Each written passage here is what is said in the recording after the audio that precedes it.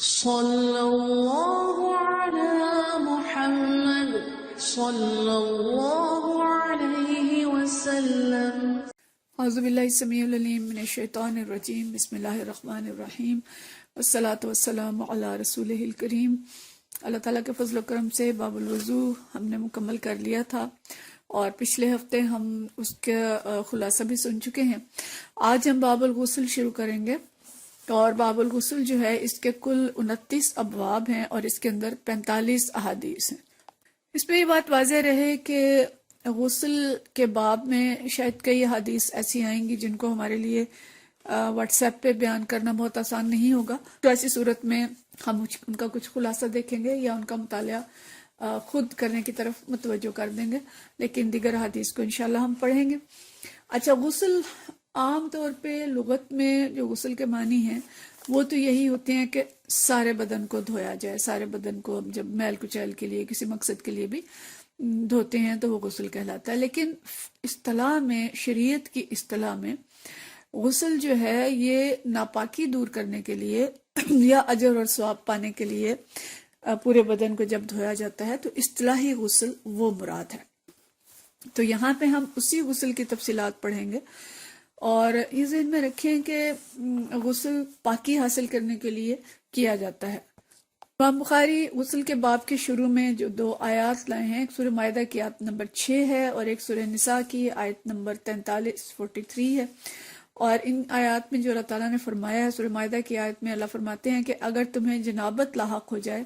تو خوب اچھی طرح سے طہارت کرو، اور اگر تم بیمار ہو یا سفر میں ہو یا تم میں سے کوئی شخص قضائے حاجت سے فارغ ہو کر آیا ہے یا تم نے عورتوں کو ہاتھ لگایا ہو تو پانی نہ ملے تو پاک مٹی سے کام لو، یعنی تیمم کرو، اور مٹی پر ہاتھ مار کر اپنے منہ اور ہاتھوں پر پھیر لیا کرو۔ اللہ تم پر زندگی کو تنگ نہیں کرنا چاہتا، مگر وہ چاہتا ہے کہ تمہیں پاک کرے اور اپنی نعمت تم پر تمام کر دے، شاید کہ تم شکر گزار ہو۔ اور اسی طرح سے سورہ نساء کی آیت میں بھی یہی مفہوم ہے جو کہا گیا ہے کہ غسل کرو ضرورت کے وقت، اور اگر پانی نہ ملے تو تیمم کرو۔ تو مطلب یہ ہے کہ امام بخاری اس کو اس لیے لائے ہیں کہ پاکی حاصل کرنے کے لیے غسل صرف حدیث میں نہیں ہے، کہ صرف بخاری شریف میں یا ان احادیث کی کتب میں نہیں ہے، بلکہ اللہ تعالیٰ نے بھی اس کا قرآن پاک کے اندر ذکر کیا ہے، اور غسل فرض ہے۔ یہ جو ابواب ہوں گے غسل کے، یہ ان مسائل سے متعلق ہوں گے جن کا تعلق اسی جو شرعی غسل ہے ان سے ہوگا۔ تو اس میں شرعی غسل دیکھیں 3 بڑی وجوہات ہیں جن میں غسل فرض ہے۔ اس میں غسل جنابت ہے اور حیض، اور تیسرا غسل نفاس ہے۔ اور جو دیگر غسل ہیں جیسے جمعے کے دن کا، عید کے دن، اور جو مختلف دوسرے مواقع ہیں صاف ہونے کے لیے، وہ مسنون غسل ہیں۔ اور مسنون غسل جو ہیں یہ 4 ہیں۔ ایک تو جمعے کے دن کا، عید الفطر اور عیدین یعنی عید کی نماز کے لیے غسل کرنا، اور حج یا عمرے کے احرام کے لیے غسل کرنا یہ سنت ہے، اور حج کرنے کے بعد عرفات کے دن زوال کے بعد غسل کرنا بھی سنت ہے۔ تو یہ 4 وہ صورتیں ہیں جن میں غسل سنت ہے، اور باقی جو مستحبات ہیں، جو پسندیدہ ہے، وہ دوسری بہت سی چیزیں ہیں کہ جب اسلام قبول کریں، مردہ نہلانے کے بعد، مکہ مدینہ میں داخل ہونے کے بعد، سورج چاند گرہن کی نماز یا مختلف اس طرح کی چیزیں ہیں، یا کوئی نیک محفل ہے اس میں شرکت کرنی ہے، تو ایسے جگہوں پہ غسل جو ہے اس کو پسند کیا گیا ہے کہ غسل کیا جائے۔ لیکن جو فرض غسل ہے وہ یہ 3 چیزیں ہیں جو کہ ناپاکی کی ہیں، جن کے بعد ضرور ہی غسل کرنا چاہیے۔ تو انہی کا تذکرہ ہمیں زیادہ تر ان ابواب میں ملے گا، اور قرآن پاک میں بھی جو آیات ہم نے پڑھی ان میں بھی یہی تذکرہ ہے کہ وَإِن كُنتُمْ جُنُبًا فَطَّهَّرُوا، کہ جب تم جنابت کی حالت میں ہو تو طہارت کرو، یعنی اپنے آپ کو دھو لو، غسل کر لو۔ تو غسل کا طریقہ کیا ہوگا، نبی کریم صلی اللہ علیہ وسلم کیسے غسل فرماتے تھے، اور آپ صلی اللہ علیہ وسلم کتنا پانی استعمال کرتے تھے، یہ ساری چیزیں ہمیں اس میں ملیں گی۔ ظاہر ہے ہم حدیث پڑھ رہے ہیں اور نبی کریم صلی اللہ علیہ وسلم کی سنت پڑھ رہے ہیں، اور یہ دیکھیں کہ اتنی بڑی بات ہے کہ نبی کریم صلی اللہ علیہ وسلم کی جو ذاتی چیزیں تھیں، بالکل ذاتی زندگی تھی کہ آپ صلی اللہ علیہ وسلم کس طرح سے غسل فرماتے تھے، بیویوں کے پاس کیسے جاتے تھے، اور ساری چیزیں وہ تک ان کی جو بیویاں تھیں امہات المومنین، اللہ تعالیٰ ان سے راضی ہو، انہوں نے وہ بھی سب محفوظ رکھی اور ہم تک پہنچائیں۔ تو اسلام پاکی کا دین ہے، اللہ پاک ہے، اللہ پاکی کو پسند کرتا ہے، متطہرین سے محبت کرتا ہے،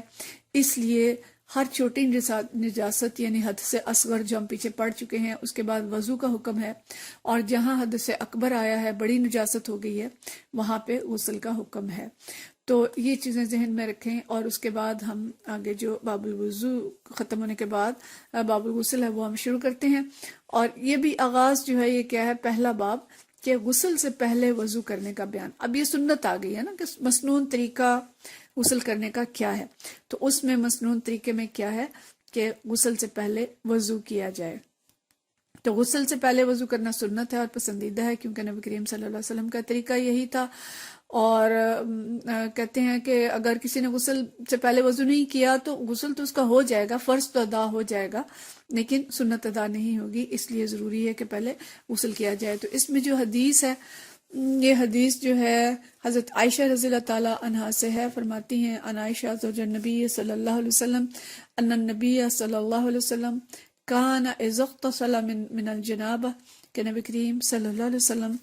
جب جنابت سے غسل کا ارادہ کرتے، بدأ فغسل یدیہ، تو ابتدا کیسے کرتے تھے، اپنے ہاتھوں کو دھوتے تھے، ثم یتودع، پھر وضو فرماتے تھے، کما یتودع للصلاۃ، ایسے وضو کرتے تھے جیسے نماز کے لیے وضو کرتے تھے۔ وہ ساری تفصیل ہم پیچھے پڑھ چکے ہیں کہ نماز کے لیے کیسے وضو کرتے تھے۔ ثم يدخل اصابعه فی الماء، پھر کیا کرتے تھے، اپنے ہاتھوں کو انگلیاں پانی میں ڈالتے تھے، فَيُخَلِّلُ بِهَا أُصُولَ شَعْرِهِ، پھر کیا کرتے تھے کہ ان جو انگلیاں ڈالنی تھی گلی ہوئی تھی ان سے اپنے بالوں کی جڑوں میں خلال کرتے تھے، یعنی سر کے بال، داڑھی کے بال، ان کے اندر گہرائی تک پانی پہنچاتے تھے۔ ثُمَّ يَصُبُّ عَلَى رَأْسِهِ ثَلَاثَ غُرَفٍ بِيَدَيْهِ، تو پھر آپ اپنے ہاتھوں سے 3 چلو پانی کے سر مبارک پر ڈالتے تھے، بھر کے، جسے لپ ہم کہیں، بڑی بڑی 3 لپیں بھر کے اپنے سر پر ڈالتے تھے۔ ثم یفید الماء علی جلدہ کلہ، اور پھر اپنے باقی پورے بدن پر، پوری جلد پر پانی بہاتے تھے۔ تو گویا یہ مختصر سی حدیث کے اندر غسل کا جو ہے وہ پورا مسنون طریقہ آ گیا کہ آپ صلی اللہ علیہ وسلم پہلے ہاتھ دھوتے تھے اور اس کے بعد سر پہ پانی ڈالتے تھے اور پھر پورے جسم پہ پانی ڈال لیتے تھے۔ لیکن اگلی حدیث میں ہمیں تھوڑی سی اور تفصیل بھی ملے گی، ہم اس کو بھی پڑھ لیں، پھر ہم اس کی جو تفصیل ہے اس کو دیکھتے ہیں کہ اس میں کیا کیا چیزیں ہمیں پتہ چلی ہیں۔ یہ حدیث جو ہے یہ حضرت ابن عباس، حضرت میمونہ رضی اللہ تعالیٰ عنہ سے روایت کرتے ہیں کہ قالت، حضرت میمونہ نے فرمایا، تودع رسول اللہ صلی اللہ علیہ وسلم، کہ آپ صلی اللہ علیہ وسلم نے وضو کیا جس طرح نماز کے لیے وضو کیا جاتا ہے، غیر رجلائہ، کہ پاؤں نہیں دھوئے۔ جگہ ایسی ہوگی کہ جہاں پانی نیچے کھڑا ہو جاتا ہوگا یا گیلی جگہ ہوگی، کچی جگہ ہوگی، اس لیے پاؤں نہیں دھوئے۔ وغسل فرجہ وما اصابہ من العذاب، اور اپنی شرمگاہ کو دھویا، اور یا کوئی گندگی اگر لگ گئی تھی جسم پہ تو اس کو دھویا۔ ثم افاض علیہ الماء، پھر آپ صلی اللہ علیہ وسلم نے اپنے پر پانی بہایا۔ ثم نحى رجلیہ، پھر اس کے بعد آپ پاؤں سے ہٹے اور اپنے پاؤں کو دھویا، فغسلہما، انہیں دھویا، اور ھذہ غسلہ من الجناب، اور یہ آپ صلی اللہ علیہ وسلم کا جنابت سے غسل تھا۔ اب یہاں پہ 2 چیزیں ہمیں اضافی مل رہی ہیں، ایک یہ کہ آپ صلی اللہ علیہ وسلم نے استنجا کیا، اور دوسری یہ کہ آپ صلی اللہ علیہ وسلم نے پاؤں نہیں دھوئے، پاؤں بعد میں دھوئے۔ اب ان دونوں چیزوں کو ملائیں تو ہمیں وضو کا مسنون طریقہ جو ہے سمجھ میں آتا ہے کہ مسنون طریقہ یہ ہے کہ پہلے ہاتھ دھوئے جائیں، اس کے بعد استنجا کے مقام کو دھویا جائے، اور اگر جسم پہ کہیں اور نجاست لگی ہو تو اس کو دھویا جائے، اور پھر وضو ظاہرہ کلی ہوگی، ناک میں پانی، بازو، منہ، ہر چیز جو ہے جسے مسنون طریقے سے دھوتے ہیں اسی طرح سے دھویا جائے گا۔ اور اس کے بعد اگر جگہ کچی نہیں ہے اور نیچے پانی نہیں کھڑا ہوتا تو پھر پاؤں بھی دھو لیے جائیں، اور اگر پانی کھڑا ہوتا ہے اور کچی جگہ ہے تو پھر پاؤں بعد میں بھی دھوئے جا سکتے ہیں۔ پھر اس کے بعد سر پہ پانی ڈالا جائے اور پھر پورے جسم پہ پانی ڈالا جائے، یہ ایک مسنون طریقہ ہے۔ اور اس میں ایک چیز اور بھی ہمیں ملتی ہے کہ دائیں حصے سے پہلے شروع کیا جائے، یعنی دائیں کندھے پہ پہلے پانی ڈالا جائے اور پھر بائیں کندھے پہ پانی ڈالا جائے۔ تو یہ وضو کا مسنون طریقہ ہے جو نبی کریم صلی اللہ علیہ وسلم نے اختیار کیا۔ اس میں جو غسل کے فرائض ہیں وہ صرف 3 ہیں، کلی کرنا، ناک میں پانی ڈالنا، اور سارے بدن پہ پانی پہنچانا۔ یہ 3 کام ہو جائیں گے تو غسل فرض جو ہے وہ ادا ہو جائے گا، اور اگر ان میں سے کوئی ایک چیز بھی رہ گئی، کلی نہیں کی، ناک میں پانی نہیں ڈالا، تو پھر وضو نہیں ہوگا۔ تو یہ اہتمام کرنا چاہیے۔ اور اسی کے ساتھ جو اور چیز میں حضرت عائشہ رضی اللہ تعالیٰ عنہ کی حدیث سے پتہ چلی ہے وہ یہ کہ بالوں کے اندر ہاتھ ڈال کے خلال کرنا، بالوں کی جڑوں میں اہتمام کے ساتھ پانی پہنچانا ضروری ہے۔ تو اگر جڑوں میں پانی نہیں پہنچ رہا تو پھر غسل نہیں ہوگا۔ عورتوں کی چوٹیاں اگر اتنی سخت ہیں کہ ان کی جڑوں میں پانی نہیں پہنچ سکتا تو پھر تو ان کو کھولنا پڑے گا، لیکن اگر اتنی سخت نہیں ہے کہ اس میں پانی پہنچ سکتا ہے تو پھر اس کو کھولے بغیر بھی غسل ہو سکتا ہے۔ اس وقت عورتیں مینیاں کرتی تھیں، لیکن مینیاں ان کی اتنی ٹائٹ نہیں تھی کہ جڑوں میں پانی نہ پہنچ سکے، تو اگر اتنی ٹائٹ ہیں تو پھر بال کھول کے بال دھونے چاہیے۔ اور ویسے بھی اگر چوٹی کرتے ہیں تو چوٹی کے اندر بھی پانی ظاہر نہیں پہنچے گا، اس کو کھول لینا جو ہے وہ بہتر ہے۔ اسی طرح اگر تنگ زیور، انگوٹھی، چھلا کوئی چیز پہنی ہوئی ہے اور اس میں بھی پانی نہیں جا رہا تو اس کو ہلانا کہ پانی جو ہے وہ چلا جائے وہ ضروری ہے، ٹھیک ہے۔ تو یہ غسل کا مسنون طریقہ ہے۔ اسی کے ساتھ ساتھ ہمیں یہ بھی پتہ چلنا چاہیے کہ غسل جو مسنون، جو فرض غسل ہے، میں نے آپ کو بتا دیا وہ 3 چیزیں ہیں، لیکن ان کے اندر ذیلی چیزیں بھی بہت ساری ہیں، ان کو ہمیں فقہ کی کتابوں سے پڑھنا چاہیے کہ جنابت کے جو ذیلی امور ہیں، احتلام وغیرہ اور دوسری بہت سی چیزیں ہیں، ان کو ضرور پڑھا جائے، اور پڑھنے کے بعد غسل کا طریقہ جو ہے اس میں یعنی کون سی چیزیں ہیں جس میں غسل ضرور کرنا چاہیے اور کون سی ایسی ہیں جس میں غسل ضروری نہیں ہے، وہ ہمیں فقہ کی کتابوں سے پڑھنی چاہیے۔ اور حیض اور نفاس میں بھی غسل ضروری ہے، اس کی تفصیل بھی ہمیں پڑھنی چاہیے کہ آگے آئے گی انشاءاللہ، ویسے حیض کا پورا باب آئے گا جو ہم پڑھیں گے، اور اس کے اندر جو چیز رہ گئی اس کو پھر فقہ کی کتابوں سے ضرور دیکھنا چاہیے۔ پھر غسل کے جو متفرق مسائل ہیں کہ اگر کسی نے غسل سے پہلے وضو نہیں کیا، پانی کم تھا یا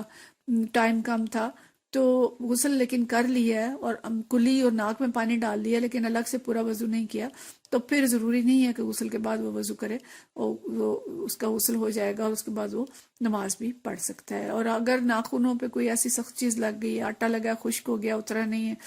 یا کوئی اور زینت کی چیز لگائی ہے جس کے اندر پانی نہیں جا سکتا، تو پھر اس کو چھڑائے بغیر جو ہے غسل درست نہیں ہوگا۔